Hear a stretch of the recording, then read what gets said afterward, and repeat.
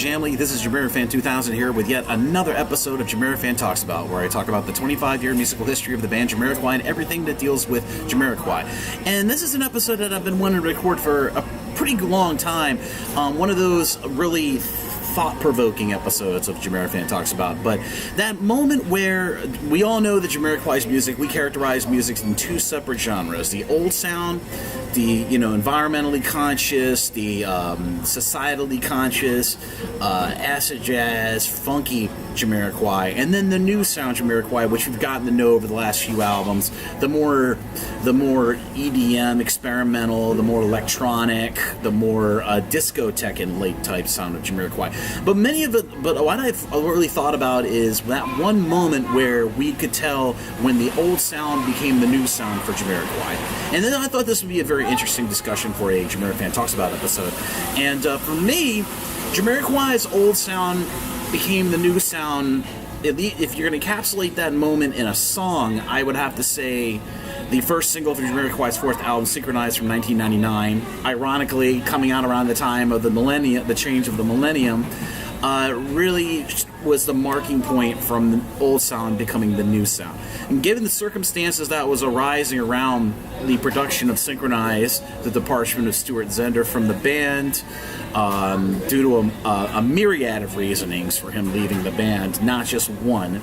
And most recently, Stuart Zender did comment on social media that hopefully that story will eventually be told in his autobiography about why he ended up leaving JAMIROQUAI at that time.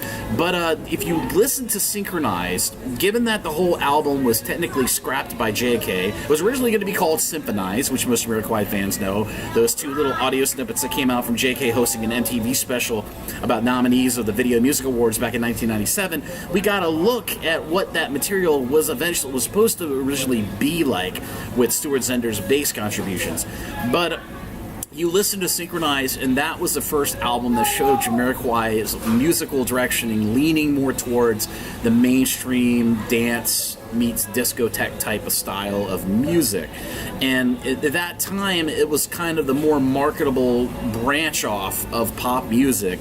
But when you first heard Canned Heat, you would really tell JAMIROQUAI's sound was going away from their original roots towards this mainstream musical directioning.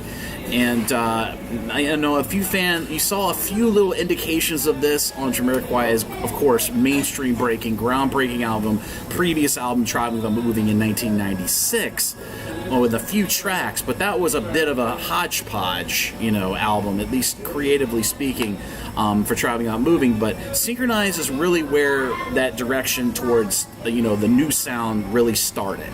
There were many songs on Synkronized. A few fans I've heard here and there say that Synkronized is kind of like the B-side album to Traveling Without Moving. Synkronized could have been like B-side tracks or the other half of that album, but I still think Synkronized was the marking point of where the old sound became the new sound. And as I said for the track, that kind of marked the old sound ending and the new sound beginning was definitely Canned Heat. And Canned Heat had like JK said in interviews talking about the production of Synkronized, he wanted more of a boogie factor, he wanted more of a dance factor to it. And then we would see further progression towards the new sound would evolve with the following album, A Funk Odyssey, and then of course Dynamite, which was full bore, probably the most experimental, as I've said in previous episodes here on the JamiroFan 2000 YouTube channel. Dynamite was a further, like, the peak of experimentation by JAMIROQUAI.